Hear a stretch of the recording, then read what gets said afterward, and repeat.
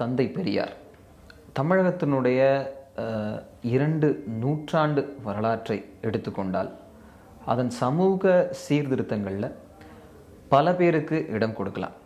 ஆனால் 200 ஆண்டுகள், இன்னும் சொல்லப்போனால் ஒரு 50 ஆண்டுகளில் சாதிக்க வேண்டிய சமூக சீர்திருத்தங்களை ஒரு நபர் தன்னுடைய தீவிர பிரச்சாரத்தின் மூலமாக 20 ஆண்டுகளில் சாதித்திருக்கிறார் அப்படின்னா அது பெரியார் அப்படின்னு பல வரலாற்று ஆய்வாளர்கள் சொல்கிறாங்க. இந்த தலைமுறைக்கு, தற்போதைய இந்த இளைய தலைமுறைக்கு பெரியாரை பார்த்து தெரிந்து கொள்வதற்கான வாய்ப்புகள் இல்லை. ஆனால் அவர் எழுதிய புத்தகங்கள், அவர் மீது வைக்கப்பட்ட விமர்சனங்கள் அடங்கிய தொகுப்புகளான புத்தகங்கள் அப்படின்னு பல புத்தகங்கள் பரவி கிடக்கு. அது மூலமாக பெரியாரை பார்த்து தெரிந்து கொள்வதை விட படித்து தெரிந்து கொள்வதற்கான அனைத்து வாய்ப்புகளும் இருக்குது. அப்படி சில புத்தகங்கள் வாயிலாக ஈவேரா எனும் பெரியார் என்ன சொல்கிறார் அப்படின்னு பார்க்கலாம். அதில் ரொம்ப முக்கியமான ஒரு புத்தகம் தமிழகத்தில் சமூக சீர்திருத்தம் 2 நூற்றாண்டு வரலாறு அப்படின்னு பேராசிரியர் அருணன் எழுதியிருக்கக்கூடிய இந்த புத்தகத்தில் பல சமூக சீர்திருத்தவாதிகள் பற்றி எழுதப்பட்டிருந்தாலும் பெரியாரை பற்றி அதிக பக்கங்கள் எழுதப்பட்டிருக்கு. ஒரு ஆய்வு நோக்கில், விமர்சன அடிப்படையில் இந்த புத்தகம் பெரியாரின் அனைத்து கோணங்களையும் அலசி ஆராய்கிறது.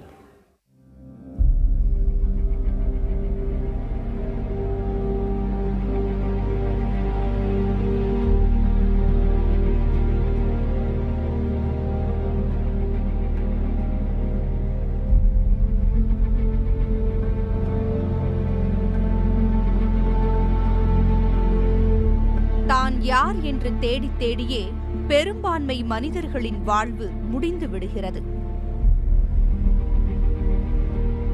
ஆனால் ஒரு சிலரின் வாழ்வே வாழும்போது வாழ்க்கைக்கு பிறகும் தொடர்ந்து பேசப்படும் அர்த்தத்தை கொடுத்துச் செல்கிறது. அப்படி இந்த நூற்றாண்டில் தமிழினத்தின் அர்த்தத்தை உலகுக்கு உணர்த்திய உன்னத வாழ்வுக்கு சொந்தக்காரராக மாறி நிற்கிறார் ஈவே ராமசாமி என்னும் பெரியார்.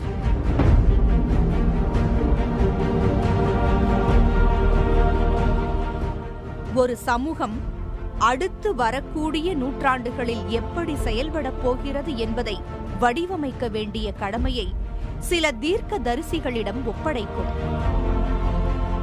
அப்படி தமிழ் சமூகம் தனது எதிர்காலத்தை பெரியாரின் கைகளில் ஒப்படைத்தது.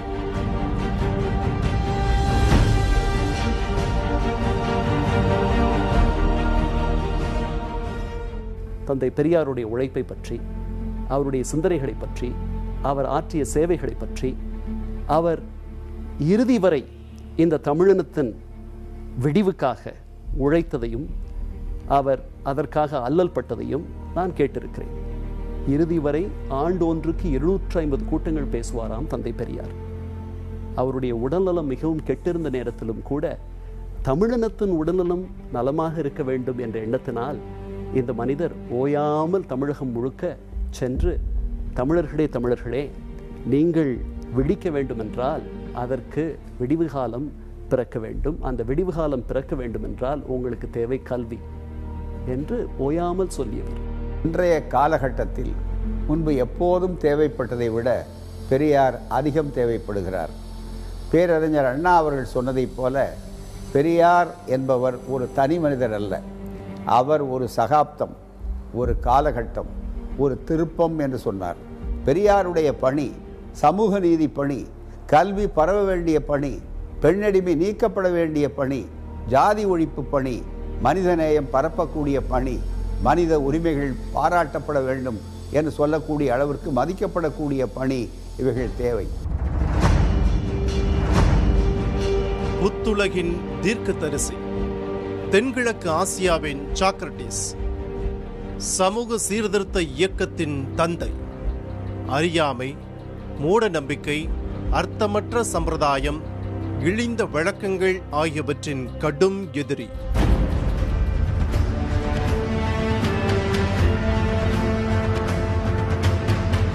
அனைத்து மக்களும் இன்பமாய் வாழ என்னவெல்லாம் வேண்டுமோ அது அத்தனையையும் செய்தாக வேண்டும் என்ற கொள்கையில் உறுதியாக நின்றார் பெரியார். கம்யூனிச சிந்தனைகளை தனது சோவியத் பயணத்திற்கு பிறகே பெரியார் ஏற்றுக்கொள்கிறார்.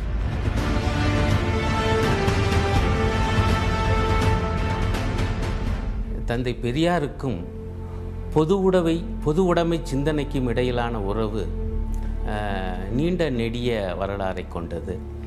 குறிப்பாக கம்யூனிஸ்ட் சிங்காரவேலருடன் அவருக்கு ஏற்பட்ட தொடர்பு, அதையொட்டி மார்க்சிய சிந்தனையெல்லாம் அவருக்கு பரிச்சயமானது. நாங்கள் இன்றைக்கும் பெருமையோடு நினைக்கிற விஷயம், தமிழர்களுக்கு தமிழில் மார்க்ஸ் எங்கல்ஸ் எழுதிய கம்யூனிஸ்ட் அறிக்கையை தந்தவர் தந்தை பெரியார் தான். 1930களில் தமிழ் மண்ணிலே மார்க்சிய சிந்தனையை விதைத்தவர்கள் சிங்காரவேலரும் பெரியாரும். மிக அருமையான ஜோடி சேர்ந்து அவர்கள் செயல்பட்டார்கள் என்பதை மார்க்சியர்கள் ஒரு நாளும் மறக்க மாட்டார்கள் என்பதை தெரிவித்துக் கொள்கிறேன். எதையும் விமர்சனம் இன்றி கண்மூடித்தனமாக அணுக வேண்டாம் என்பதை ஆணித்தரமாக சொல்லிச் சென்றார் பெரியார். ஒரு கொள்கையை ஏற்றுக்கொள்ளும் வரை அது குறித்து அனைத்து தளங்களிலும் விமர்சிப்பது, ஒரு கட்டத்தில் அதன் சாதக அம்சங்கள் மனித குலத்தின் முன்னேற்றத்திற்கு உதவுகிறது என்றால் அதை தீவிரமாக பின்பற்றுவது என்ற அடிப்படையில் நிகழ்கிறது பெரியாரின் இடதுசாரி அரசியல் ஈர்ப்பு.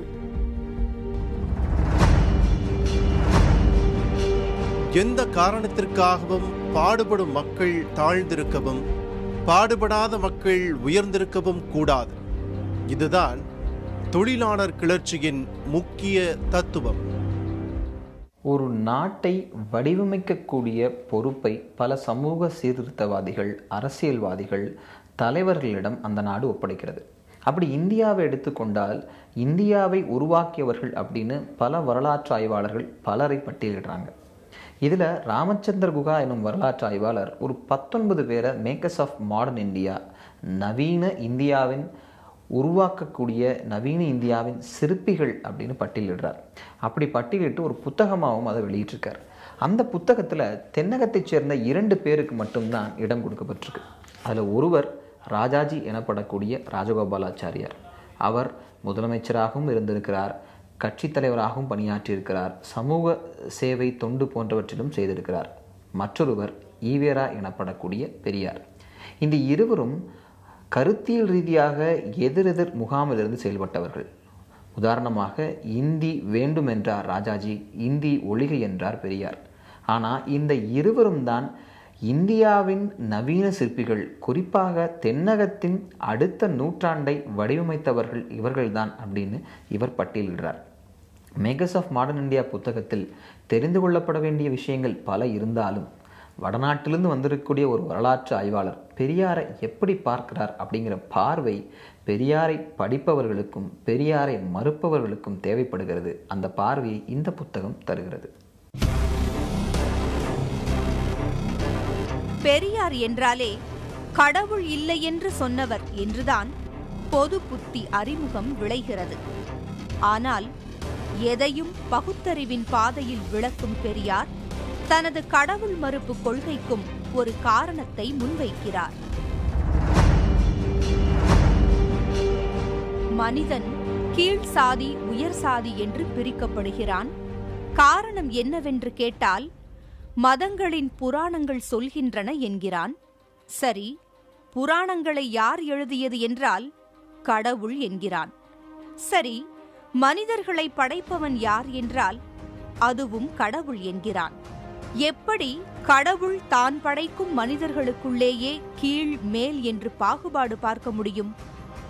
அப்படி பாகுபாடு பார்த்தால் அப்படி ஒரு கடவுள் இருக்க வாய்ப்பில்லையே என்கிறார் பெரியார். உயர்வு தாழ்வுகளை சமன் செய்து ஒற்றுமையை வலியுறுத்தினால் கடவுளை வணங்குவதில் எனக்கு தடையில்லை. இன்றும் இந்தியாவின் பிற மாநிலங்களில் பெயருக்கு பின் சாதி பெயரை போட்டுக்கொள்ளும் வழக்கம் இருக்கும் நிலையில் அது ஒரு இழிவான செயல் என்பதை உணர்த்தி தன் பெயருக்கு பின்னால் இருந்த சாதி பெயரை நீக்கிய பெரியார் அதை வெகு மக்களிடமும் கொண்டு சேர்த்தார். பெரியார் களமாடிய சமூக சீர்திருத்தங்களில் முக்கியமான ஒன்று இடஒதுக்கீடு. வகுப்பு வாரி இடஒதுக்கீட்டை வலியுறுத்தி காங்கிரஸில் இருந்து வெளியேறிய பெரியார் தனது வாழ்நாளின் இறுதி வரை இடஒதுக்கீட்டிற்காக போராடினார்.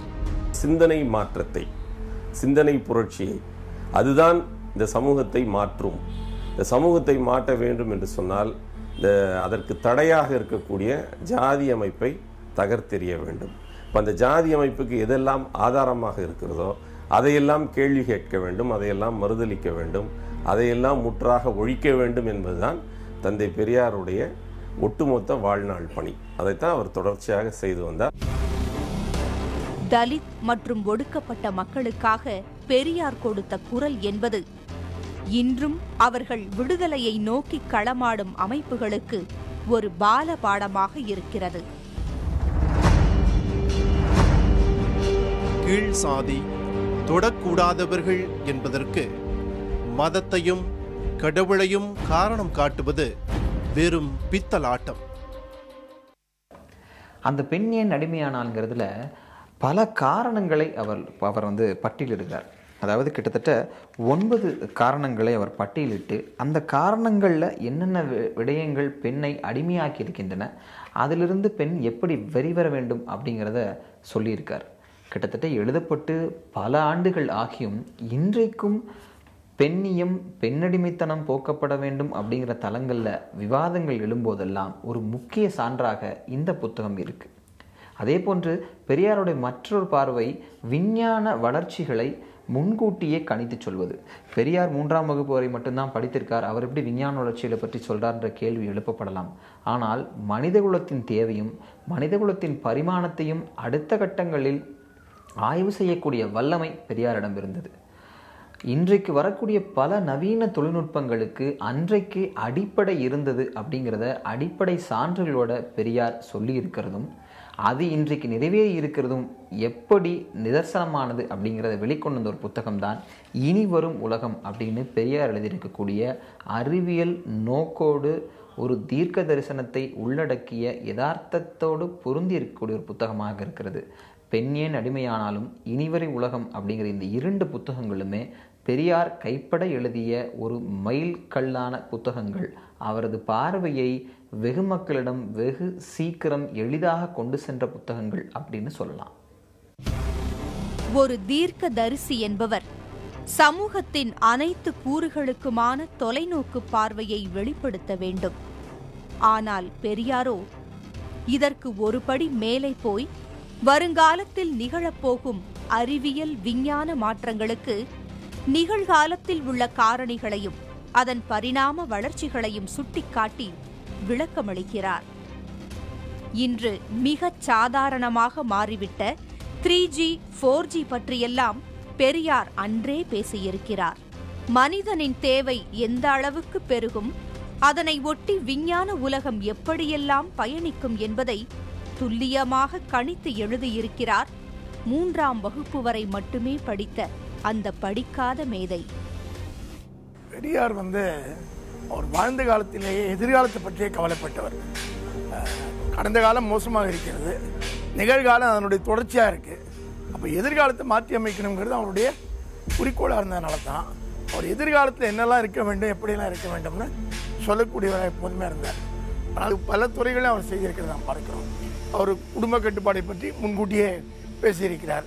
அதற்கு பிறகு எதிர்காலத்து தொழில்நுட்பம் பல இடங்களில் எந்த அளவுக்கு பெருக முடியும், மனிதனை ஒரு உலகத்தையே எப்படி ஒன்றாக ஆக்க முடியும், இங்கே இருக்கக்கூடிய ஜாதி மதம் கடவுள் இந்த வேறுபாடுகளை எல்லாம் நீக்குவதற்கு எப்படி ஒரு நவீன தொழில்நுட்பம் பின்னால் ஒன்றுபடுத்த முடியும் அப்படிங்கிற பார்வையை அவர் முன்கூட்டியே சொல்லியிருக்கக்கூடியவராக இருக்கிறார்.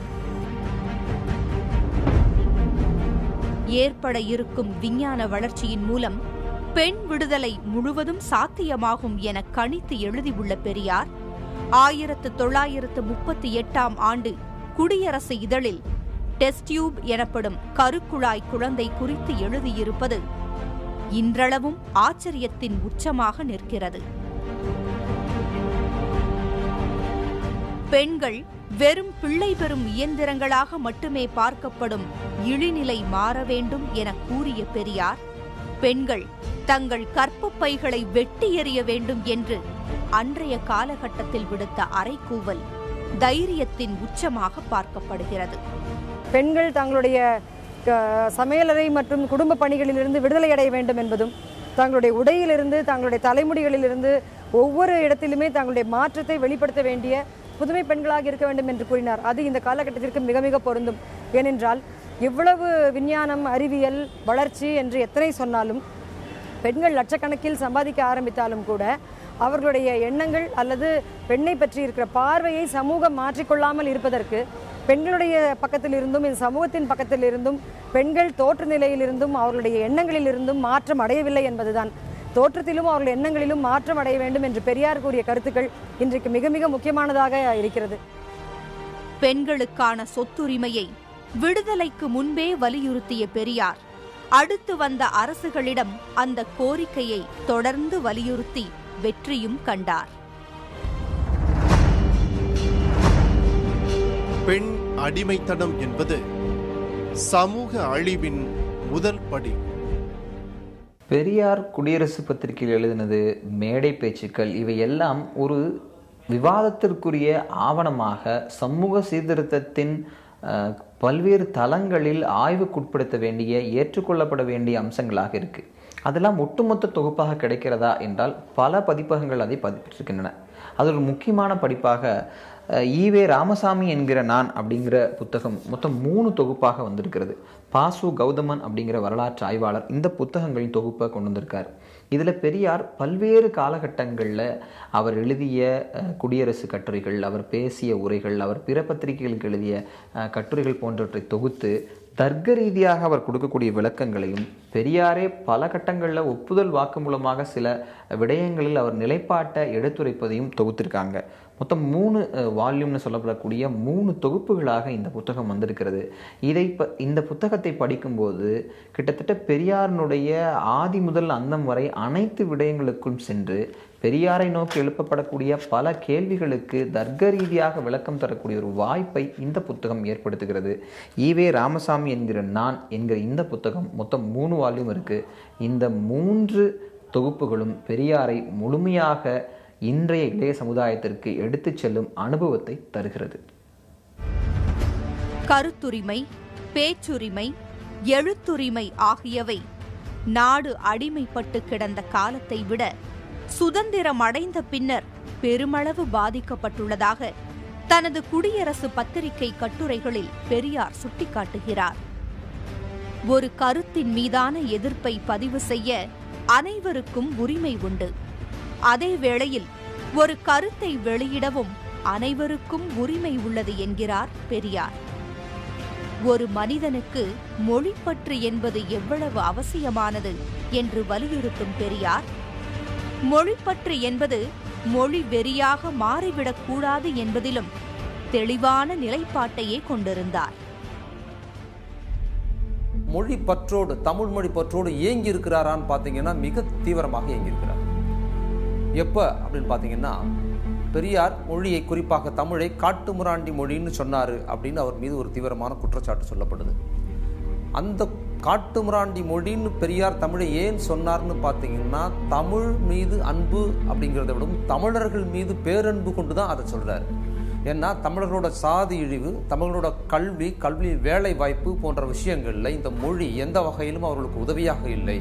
இதில் புராண இதிகாசம் மற்றும் எந்த தமிழர்கள் இதை பேசுகிறார்களோ, இந்த இலக்கண இலக்கியங்களை விரும்பி கற்கிறார்களோ அவர்களுக்கு எதிராகவே இந்த இலக்கியம் இருக்குது அப்படிங்கிறதுக்காக மிக தீவிரமான ஒரு விமர்சன கண்ணோட்டத்தோடு, அதாவது இந்த 4 வர்ண சாதி அடிப்படை என்பது தமிழ் இலக்கியத்துக்குள்ளும் இருக்குது அப்படிங்கிற ஒரு கோபத்தில் தான் தமிழை காட்டுமிராண்டி மொழின்னு சொன்னார். என்னை பொறுத்தவரையில் ஒரு மனிதர் யாராக இருந்தாலும் அவர் தமிழ் பற்று உடையவராக இருந்தால் அவருக்கு நான் அடிமையாவேன். இன்றைய நவீன காலகட்டத்திலும் பெரியார் பேசப்படுகிறார், எழுதப்படுகிறார், மறுக்கப்படுகிறார், விமர்சிக்கப்படுகிறார். அப்படியென்றால் பெரியார் என்னும் பதத்தின் அர்த்தம் இன்னும் நீடிக்கிறது என்பதே அர்த்தமாகும். ஆம், அதுவே ஈவேரா என்னும் நான் எனத் தொடங்கிய வரலாற்றின் முடிவுறா பக்கங்களாகவும் நிலைத்து நிற்கின்றன. பெரியார் இளைஞர்களுக்கும் எல்லாருக்கும் கையளித்து விட்டு போன ஒரு ஆயுதம் என்னன்னு பார்த்தீங்கன்னா கேள்வி. எதையும் வரலாறாக இருந்தாலும் சரி, பல்வேறு இந்த சமயம் மதம் இன்றைக்கு எதெல்லாம் நம்ம சொல்கிறோமோ எதையும் தன்னுடைய கேள்விகளால் அணுக அவர் தான் சொல்லி கொடுத்துருக்கிறார். இளைஞர்களுக்கு அறிவை ஆயுதமாக போதிச்சுட்டு போனார். துண்டு செய்து பழுத்த பழம், தூய தாடி மார்பில் விழும், மண்டை சுரப்பை உலகு தொழும், மணக்குகையில் சிறுத்தை எழும். பெரியாரின் புகழ் பாடி பல்வேறு கவிதைகள், கட்டுரைகள் எழுதப்பட்டுள்ளன. ஆனால் பெரியாரின் கருத்தியல் முகாமிற்கு நேரெதிர் முகாமில் இருந்த கவிஞர் கண்ணதாசன் பெரியாரின் மறைவின் போது பாடிய ஒரு கவிதை பெரியார் அனைவருக்குமான தலைவர் என்பதை எடுத்துக் கூறுகிறது. பெரியாருக்கு கண்ணதாசன் பாடிய இரங்கற்பா. சரித்திரம் மறைந்த செய்தி, தலைவனின் மரணச் செய்தி, விரித்ததோர் புத்தகத்தின் வீழ்ச்சியை கூறும் செய்தி, நரித்தனம் கலங்கச் செய்த நாயகன் மரணச் செய்தி. மரித்தது பெரியார் அல்ல, மாபெரும் தமிழர் வாழ்க்கை.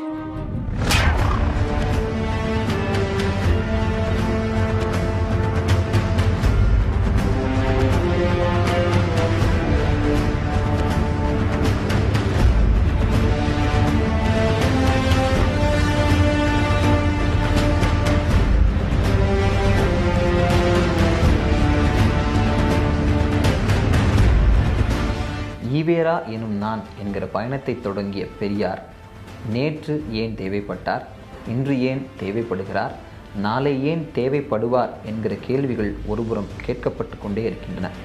மறுபுறத்தில் நேற்றும் தேவைப்பட்டார், இன்றும் தேவைப்படுகிறார், நாளையும் தேவைப்படுவார் என்கிற பதிலும் சொல்லப்பட்டு கொண்டே இருக்கின்றன. மற்ற சமூக விஞ்ஞானிகளோடு ஒப்பிட்டு பார்க்கும்போது பெரியாரிடம் ஒரு தனிச்சிறப்பை பார்க்க முடிகிறது. அது என்னை விமர்சனம் செய்பவர்கள் மட்டுமே என்னை பின்பற்றலாம் என்கிறார் பெரியார். விமர்சனத்தோடு அணுகும் எதற்கும் ஒரு நிலையான தன்மை ஏற்படும் என்கிறது விஞ்ஞானம். ஆக பெரியார் சொன்னது விஞ்ஞானம், பெரியார் சொன்னது பகுத்தறிவு. அதற்கு அரசியல் காரணங்கள் 1000 இருந்தாலும் அலசி ஆராயப்பட வேண்டிய அம்சங்கள் இன்னும் ஒரு நூற்றாண்டிற்கு காத்திருக்கிறது. மீண்டும் சந்திக்கலாம்.